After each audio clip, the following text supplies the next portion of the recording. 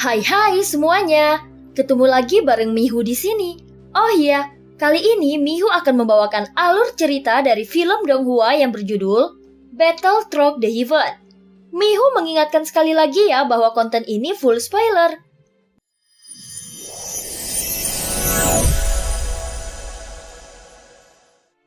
Melanjutkan dari kisah sebelumnya. Sebelumnya setelah memasuki Istana Perak, Xiaoyan dan yang lainnya dihadapkan dengan sekelompok orang di salah satu aula.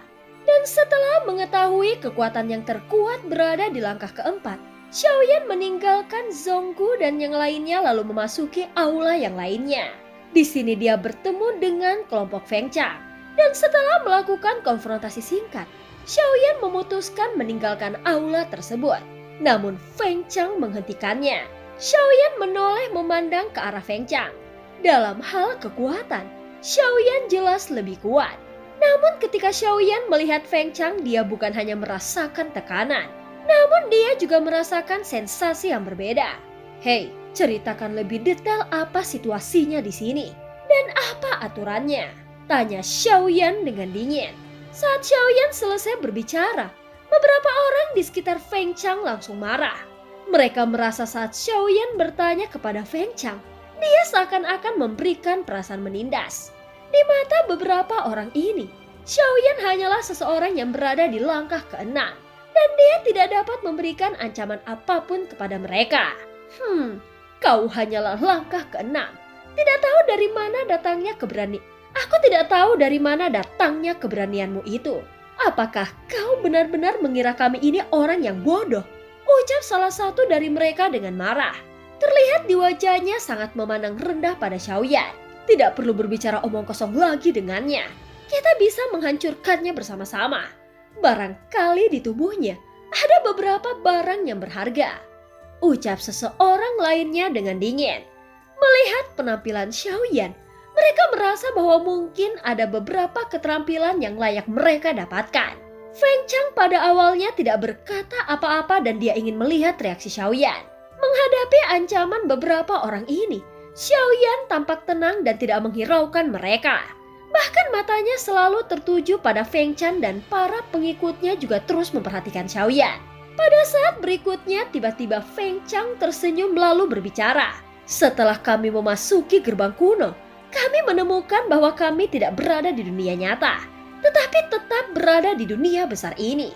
Ucap Feng Chang mulai menjelaskannya. Dan ketika beberapa orang masih bingung, Feng Chang tiba-tiba mundur ke depan Xiaoyan.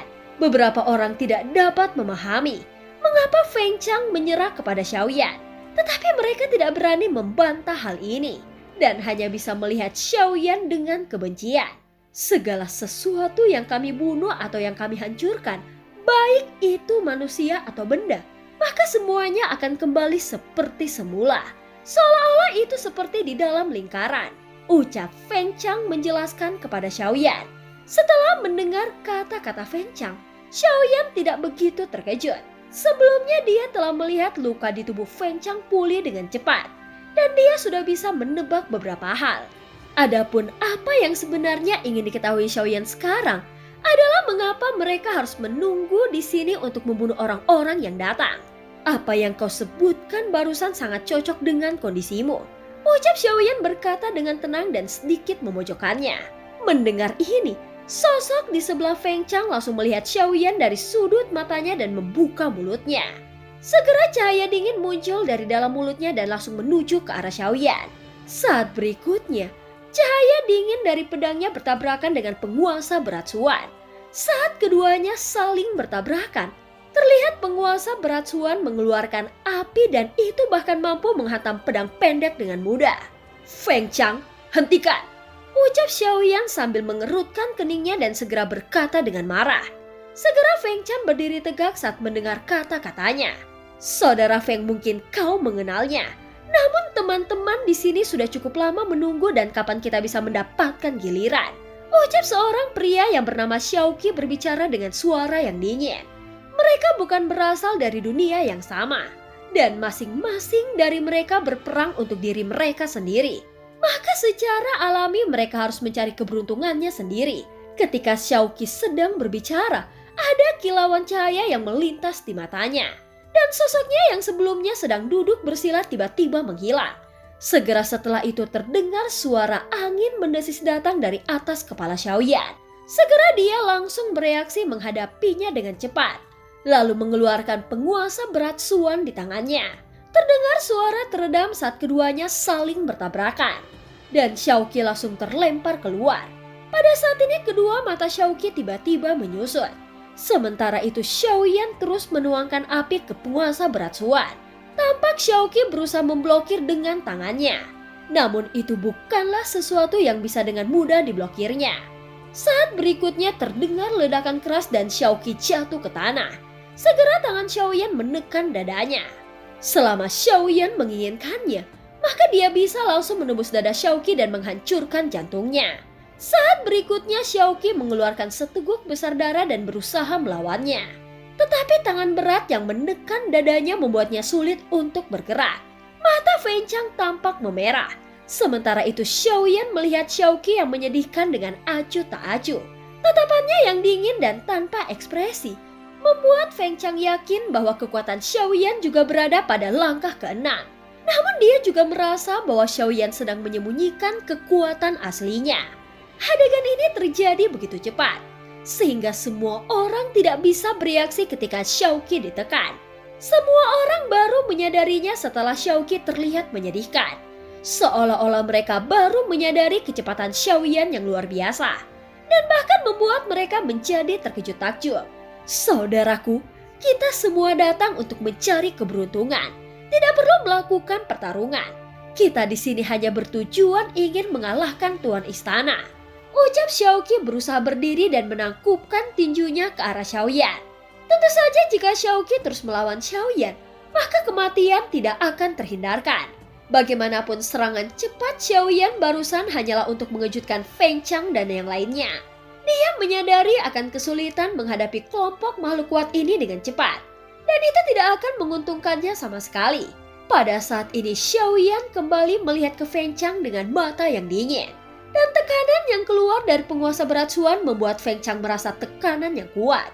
Sebenarnya ini terkait dengan tatanan reruntuhan kuno. Setelah berhasil membunuh Tuan Istana, kau bisa mendapatkan teknik pertempuran. Hanya dengan mendapatkannya, setidaknya 3 teknik dari 3 istana, kau baru bisa memenuhi syarat untuk pergi ke Istana Surgawi. Ucap Feng Chang. Mendengar kata-kata Feng Chang, Xiaoyan sedikit mengerutkan keningnya. Dan ini bukanlah takdir yang diinginkannya. Pada saat ini Feng Chang tertawa getir, mengeluarkan tatanan reruntuhan kuno miliknya. Di atasnya ada 2 segel sutra. Aku sudah berada di sini selama 100 tahun. Dan aku harus segera pergi ke Istana Surgawi. Namun untuk bisa pergi ke sana, aku harus mengalahkan Tuan Istana yang berada di sini. Jika tidak, aku tidak akan memenuhi syarat dan hanya akan bisa menerima takdir. Mengenai keberuntungan, aku khawatir kau harus menghadapi 5 istana dulu untuk memenuhi syarat. Di antara istana ini, Tuan Istana Sen adalah yang paling kuat dan sulit untuk mendapatkan teknik pertempuran di sana. Setelah sebagian orang menantangnya, dia justru memilih untuk meninggalkan mereka. Ucap Feng Chang menjelaskannya dengan perlahan. Dan saat ini tidak ada yang berani berkata apa-apa. Karena yang paling kuat di sini adalah Feng Chang. Dan mereka sudah melihat Xiaoyan dapat mengalahkan Xiaoqi dengan mudah. Dan itu sudah cukup untuk menjelaskan kekuatannya. Setelah membunuh Tuan Istana ini, aku akan segera pergi. Ucap Xiaoyan dengan nada suara yang dingin. Matanya tertuju pada sosok di tengah aula. Luka di tubuhnya hampir sepenuhnya pulih. Dan kelihatannya dia akan segera hidup kembali. Pada saat ini Feng Chang terdiam. Dan sosok lainnya yang sedang duduk bersila di tengah aula juga tampak muram. Jika begitu, aku tidak dapat membujuk mereka untuk mengambil tindakan bersama-sama. Ucap Feng Chang dengan bingung. Sementara itu tatapan Xiaoyan tetap tenang. Pada saat yang sama, di luar aula utama Jin Dongming dan Long Biao perlahan masuk. Jin Dongming, Long Biao, kalian tidak perlu mengambil tindakan. Ucap Xiaoyan kepada Jin Dongming dan Long Biao dengan tenang. Dan film pun berakhir. Terima kasih udah dengerin Mihu dari awal sampai akhir ya. Oh iya, Ini lanjutan dari yang sebelumnya ya. Sampai jumpa.